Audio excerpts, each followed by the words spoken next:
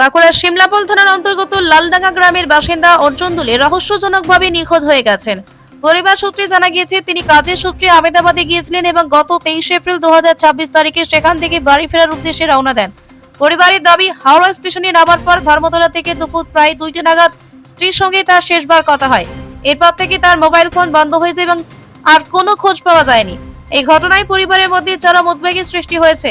ইতিমধ্যে শিমলাপাল থানায় একটি মিসিং ডায়েরি দায়ের করা হয়েছে। পুলিশ ঘটনার তদন্ত শুরু করেছে।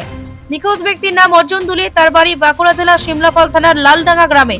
পরিবারের পক্ষ থেকে সকলের কাছে আবেদন জানানো হয়েছে, যদি কেউ তার সম্পর্কে কোনো তথ্য জানতে পারেন তাহলে অবিলম্বে নিচের দেওয়া নম্বরে যোগাযোগ করার জন্য অনুরোধ করা হচ্ছে।